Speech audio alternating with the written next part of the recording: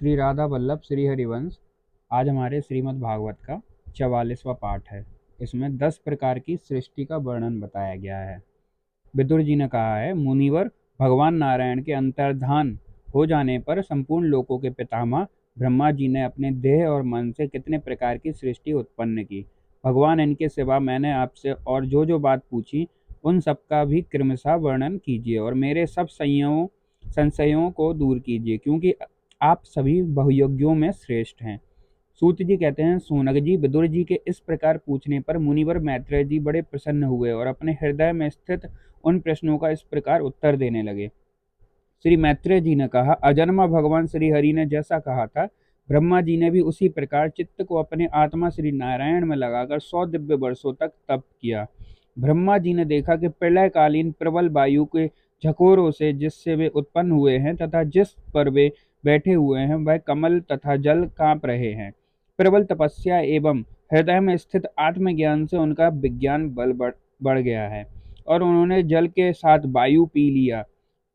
फिर जिस पर स्वयं बैठे हुए थे उस आकाश व्यापी कमल को देखकर उन्होंने विचार किया कि पूर्व कल्प में लीन हुए लोकों को मैं इसी से रचूंगा। तब भगवान के द्वारा सृष्टि कार्य में नियुक्त ब्रह्मा जी ने उस कमल कोश में प्रवेश किया और उस एक के ही भू भ स्वाहा ये 3 भाग किए। यज्ञ वह कमल इतना बड़ा था कि उसके 14 भवन और इससे भी अधिक लोकों के रूप में विभाग किए जा सकते थे। जीवों के भोग स्थान के रूप में इन्हीं 3 लोकों का शास्त्रों में वर्णन हुआ है। जो निष्काम कर्म करने वाले हैं उन्हें महा, तपा और जना और सत्यलोक रूप ब्रह्मलोक की प्राप्ति होती है। विदुर जी ने कहा, ब्राह्मण, आपने अद्भुत कर्मा विश्व रूप श्री हरि की जिस काल नामक शक्ति की बात कही थी, प्रभु उसका कृपया विस्तार पूर्वक वर्णन कीजिए। श्री मैत्रेय जी ने कहा, विषयों का रूपांतर बदलना ही काल का आकार है। स्वयं तो वह निर्विशेष, अनादि और अनंत है। उसी को निमित्त बनाकर भगवान खेल खेल में ही अपने आप को ही सृष्टि के रूप में प्रकट कर देते हैं। पहले यह सारा विश्व भगवान की माया से लीन होकर ब्रह्म रूप से स्थित था। उसी को अव्यक्त मूर्ति काल के द्वारा भगवान ने पुनः पृथक रूप से प्रकट किया। यह जगत वैसा जैसा अब है वैसा ही पहले था और भविष्य में भी वैसा ही रहेगा। इसकी सृष्टि 9 प्रकार की होती है तथा प्राकृतिक वैकृत भेद से एक 10वीं सृष्टि और भी है, और इसका प्रलय काल दिव्य तथा गुणों के द्वारा 3 प्रकार से होता है। अब पहले मैं 10 प्रकार की सृष्टि का वर्णन करता हूँ। पहली सृष्टि महतत्व की है। भगवान की प्रेरणा से सत्वादी गुणों में विषमता होना ही इसका स्वरूप है। दूसरी सृष्टि अहंकार की है, जिससे पृथ्वी आदि पंचभूत और एवं ज्ञानेंद्रियों और कर्मेंद्रियों की उत्पत्ति होती है।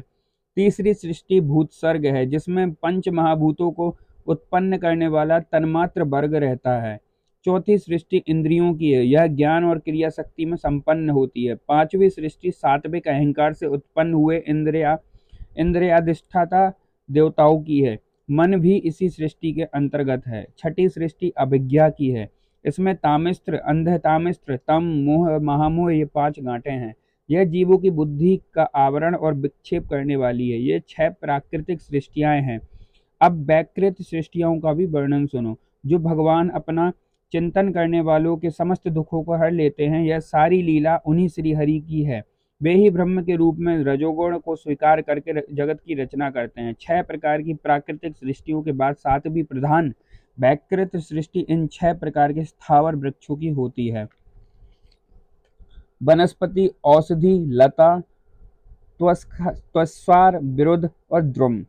इनका संचार नीचे जड़ से ऊपर की ओर होता है। इनमें प्रायः ज्ञान शक्ति प्रकट नहीं रहती। ये भीतर ही भीतर केवल स्पर्श में अनुभव करते हैं तथा इनमें से प्रत्येक में कोई विशेष गुण रहता है। 8वीं सृष्टि त्रियग योगिनी पशु पक्षियों की है। वह 28 प्रकार की मानी जाती है। इन्हें काल का ज्ञान नहीं होता। तमोगुण की अधिकता के कारण ये केवल खाना पीना, मैथुन करना, सोना आदि ही जानते हैं। इन्हें सूंघने मात्र से वस्तुओं का ज्ञान हो जाता है। इनके हृदय में विचार शक्ति या दूरदर्शिता नहीं होती। साधु श्रेष्ठ, इन तिर्यकों में गौ, बकरा, भैंस, कृष्ण मृग, सुअर, नीलगाय, रूरू नामक का मृग, भेड़ और ऊंट ये दिसफ 2 खुरों वाले पशु कहलाते हैं। गधा, घोड़ा, खच्चर, गौरमृग, सरव और चमरी ये एक सफ एक खुर वाले हैं। अब 5 नख वाले पशु पक्षियों के नाम सुनो। कुत्ता, गीदड़, भेड़िया, बाघ, बिलाप, खरगोश, शाही, सिंह, बंदर, हाथी, कछुआ, गोह और मगर आदि पशु हैं। कंक, बगुला, गिद्ध, बटेर, बाज, भांस, बल्लूक, मोर, हंस, सारस, चकवा, कौवा, उल्लू आदि उड़ने वाले जीव पक्षी कहलाते हैं। विदुर जी, नवी सृष्टि मनुष्यों की है। यह एक ही प्रकार की है। इसके आहार का प्रवाह ऊपर मुंह से नीचे की ओर होता है। मनुष्य रजोगुण प्रधान, कर्मपरायण और दुख रूप से विषयों में ही सुख मानने वाले होते हैं। स्थावर, पशु, पक्षी और मनुष्य ये तीनों प्रकार की सृष्टियां तथा आगे कहा जाने वाला देवसर्ग वैकृत सृष्टि है तथा जो महत्वत्व आदि रूप वैकारिक देवसर्ग है उसकी गणना पहले प्राकृतिक सृष्टि में की जा चुकी है। इनके अतिरिक्त सनत कुमार एवं ऋषियों का कुमार सर्ग है वह प्राकृतिक वैकृत और दोनों प्रकार का है।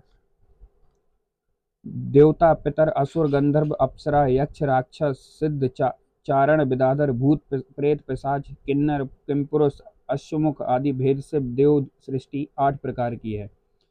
विदुर जी, इस प्रकार जगत कर्मा श्री ब्रह्मा जी की रची हुई है 10 प्रकार की सृष्टि मैंने तुमसे कही। अब आगे मैं वंश मनवंतर आदि का वर्णन करूंगा। इस प्रकार सृष्टि करने वाला सत्य संकल्प भगवान श्री हरि ब्रह्मा के रूप में प्रत्येक कल्प के आदि में रजोगुण से व्याप्त होकर स्वयं ही जगत के रूप में अपनी ही रचना करते हैं। श्री कृष्णाम चरण अस्तु।